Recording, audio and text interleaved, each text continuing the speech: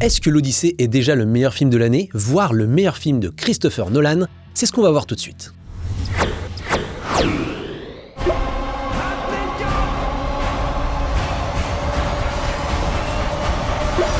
Salut à tous, c'est Alexandre et aujourd'hui c'est le grand jour, celui où je vous parle enfin de l'Odyssée de Christopher Nolan. Alors pour rien de vous cacher, c'est le film que j'attendais le plus en 2026 et je trépigne d'impatience de le découvrir depuis l'annonce du projet par Universal à la veille de Noël 2024, ce qui avait été un sacré cadeau pour moi. Bref, je vais vous donner mon avis très bientôt, mais avant, il faut bien rappeler que si Christopher Nolan a pu se lancer dans l'Odyssée, c'est grâce à Oppenheimer. Et oui, en 2023, son biopic de 3 heures mêlant couleur et noir et blanc sur le scientifique créateur de la bombe nucléaire a empoché 7 Oscars, dont meilleur film, réalisation et acteur, mais a surtout amassé près d'1 milliard de dollars au box-office mondial. Alors forcément, sa nouvelle terre promise, Universal, ils lui ont dit « Oh grand Nolan, toi qui as fait l'effet d'une bombe avec Oppenheimer, vous l'avez, fais ce que tu veux, on signera le chèque les yeux fermés, bref. » C'est une retranscription légèrement romancée, mais le succès d'Oppenheimer a ouvert la porte à l'adaptation de l'Odyssée. Le célèbre poème d'Homère, un des textes fondateurs de la littérature occidentale qui a influencé toute la littérature moderne et contemporaine, et plus largement qui a infusé le cinéma notamment, et celui aussi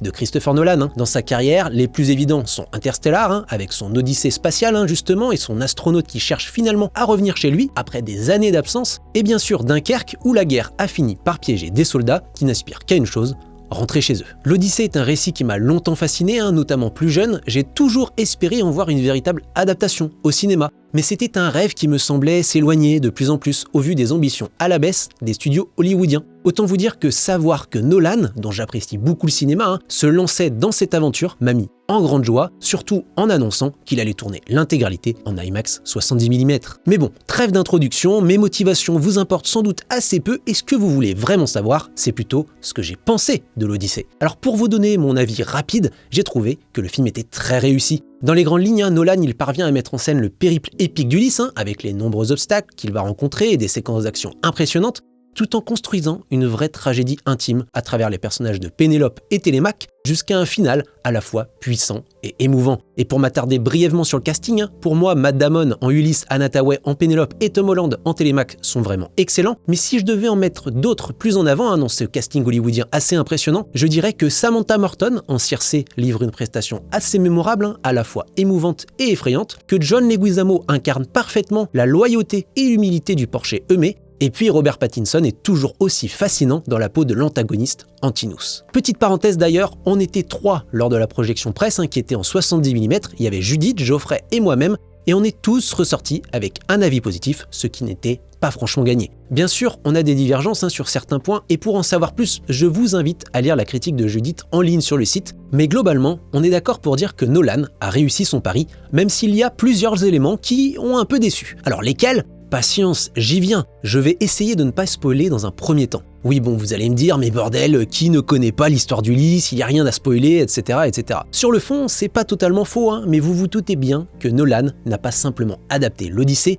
et qu'il en a fait un truc un peu plus intéressant. Pour remettre en contexte, et pour les rares qui n'en auraient jamais entendu parler, l'Odyssée raconte donc le périple d'Ulysse, roi d'Ithaque. Après avoir permis aux Grecs de remporter la guerre de Troie, grâce à sa ruse du fameux cheval de Troie, il repart avec ses hommes en direction d'Ithaque. L'objectif est simple, rentrer chez lui pour retrouver sa femme Pénélope, son fils Télémaque et surtout son abonnement écran large, dont il n'a malheureusement pas pu profiter en étant coincé sur les plages troyennes. Et il se dépêche parce qu'en plus, grâce à notre système, il n'a pas besoin de kilos d'or pour s'offrir des dossiers exclusifs et des podcasts inédits, mais seulement de quelques euros. Et comme Ulysse, ce n'est pas le seul à pouvoir en profiter, je vous mets le lien de l'abonnement dans la description de cette vidéo. Promis, un seul clic suffit et pas besoin de se taper un périple en pleine Méditerranée. Bref, Ulysse est donc en chemin pour son abo écran large, sauf que son voyage va durer bien plus longtemps qu'il ne l'imaginait. Je résume dans les grandes lignes, il croise le cyclope Polyphème, il lui transperce l'œil pour lui échapper, sauf que pas de chance, Polyphème c'est le fils de Poséidon. Le dieu de la mer est très énervé, il plonge Ulysse et son équipage dans une tempête interminable qui les empêche de rentrer à Ithaque pendant des années. Un bazar qui va leur faire vivre de multiples aventures. Ça, c'est l'Odyssée tel qu'on le connaît plus ou moins. Évidemment, c'est sur ce point, l'aventure épique, que Nolan était donc le plus attendu. Et vous voulez sûrement savoir si les épreuves sont toutes là dans son film. Alors, Nolan n'a pas tout mis. Il a mixé certaines étapes, mais pour vous rassurer, oui, les passages les plus mythiques de l'Odyssée sont bien dans le film. Les bandes annonces, elles en avaient déjà dévoilé quelques-unes, entre le Cyclope, les Lestrygons, les Sirènes, les Enfers ou encore les monstres Charybde et Scylla. Je peux aussi vous dire qu'il y a bien une scène chez Circé, et en vrai, c'est l'un des passages que j'ai préférés. Christopher Nolan en fait une séquence de body horror assez folle, et ça donne franchement très envie de le voir s'attaquer au genre le plus rapidement possible. Et dans le même esprit, l'étape chez le Cyclope joue aussi avec ce côté horrifique. Et Nolan crée une ambiance assez étouffante et angoissante qui gagne en charme grâce aux effets pratiques, qui évitent un gros caca de CGI à l'écran pour mettre en scène Polyphème. Cela étant dit, les péripéties sont-elles vraiment à la hauteur de l'ambition du projet ? Pour être honnête, c'est là que le film risque de diviser en fait pour moi. Alors attention, les séquences sont franchement de la gueule et je n'ai jamais vu le mythe d'Ulysse aussi bien retranscrit à l'écran. Pourtant, je trouve parfois qu'il manque un petit quelque chose aux séquences. Il y a toujours une idée intrigante dans l'approche, au niveau du son, de la mise en scène, visuellement, mais certaines scènes m'ont semblé souvent trop courtes. Dans un périple qui est censé durer plus de 10 ans, on a parfois la sensation que les aventures se succèdent en quelques heures, en quelques jours. Forcément pour moi ça a enlevé un peu l'ampleur de ces obstacles dont la finalité existe bel et bien, mais dont le poids du danger semble presque réduit à une poignée de secondes plutôt qu'à un mur infranchissable. Avec Charybde et Scylla par exemple, la mise en scène de Nolan joue sur une échelle beaucoup trop petite à mon humble avis par rapport à la monstruosité des deux créatures. Et au contraire, les Enfers sont franchement ultra réussis au niveau de la construction narrative sur l'aspect purement visuel avec des designs assez fascinants avec ces corps sortant de terre, etc. Et puis les révélations des morts. Sauf que, étonnamment, la fin de la séquence est si vite expédiée qu'elle annihile un petit peu la force de l'instant vécu quelques minutes plus tôt. Ce sont deux exemples parmi d'autres, mais je pense que l'Odyssée pourra décevoir sur ce point, car les séquences sont parfois un peu chiches ou mal agencées. Alors je ne dis pas qu'il n'y a pas un grand spectacle qui vous attend devant l'Odyssée, loin de là, mais il est possible que l'approche des aventures déconcerte quelque peu certains d'entre vous. Pour moi, c'est le plus gros défaut du film.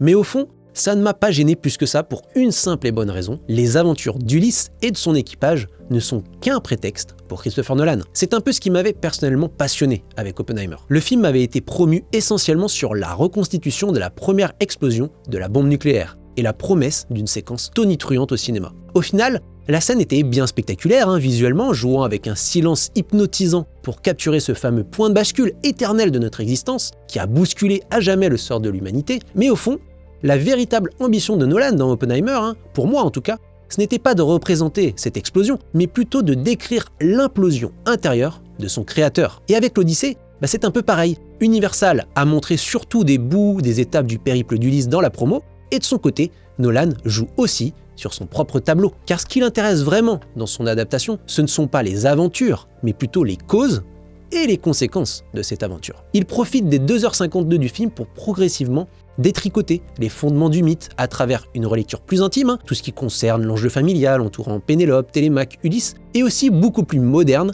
avec une portée politique et sociale fabuleuse. C'est vraiment un film d'une immense richesse narrative à ce niveau. Il y a le spectacle, mais il y a surtout le reste, sur le doute, la culpabilité, la violence entre les hommes, etc. Pour vous donner une idée, l'Odyssée pour moi c'est un peu le mélange parfait de Dunkerque d'un côté, pour le spectacle guerrier imbriqué dans un montage expérimental sur plusieurs temporalités, points de vue, etc. et d'Oppenheimer, au niveau de la densité narrative et du souffle émotionnel qui se construit au fur et à mesure jusqu'à un dernier plan magistral. Pour aller un peu plus loin, je vais devoir spoiler d'une certaine façon le film. Donc ceux qui ne veulent rien savoir, vous pouvez avancer jusqu'au timecode indiqué ici.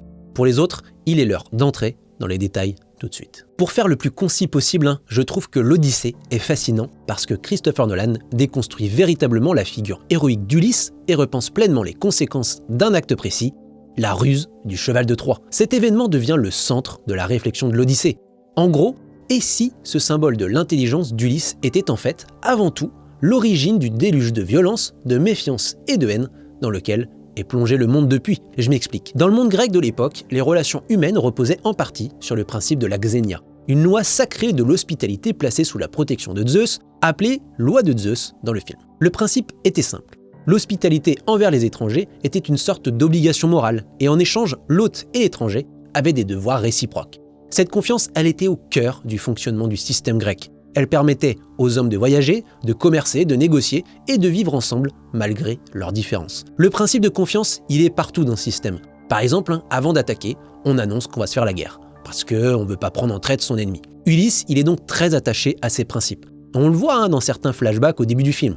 Il les respecte. Il va même plus loin, puisque quand il chasse, il prévient même ses proies en émettant un son avec la corde de son arc. Sauf que c'est précisément là que réside toute la tragédie du personnage, puisque son cheval de Troie constitue une rupture radicale avec cet idéal.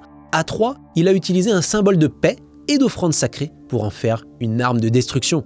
Et ainsi, il a bafoué à la fois les règles de l'hospitalité, mais aussi de la confiance. Et à partir du moment où la confiance est trahie, c'est l'ordre même des relations humaines qui finit par s'éteindre à petit feu. Cette revisite est passionnante, car Nolan transforme ainsi le héros de toute une mythologie en véritable anti-héros. Ulysse devient non seulement le véritable cerveau à l'origine des maux du monde, en tout cas en partie, puisqu'il renie ses principes pour satisfaire l'hubris d'un homme plus puissant que lui, Agamemnon, mais il devient aussi le responsable de ses propres mésaventures. Finalement, son intelligence s'est retournée contre lui, comme Robert Oppenheimer, avec la création de la bombe atomique dont il n'avait pas mesuré les répercussions inexorables. Personnellement, c'est cette lecture et ce raisonnement qui m'ont foutu des frissons devant l'Odyssée, et notamment son dernier tiers.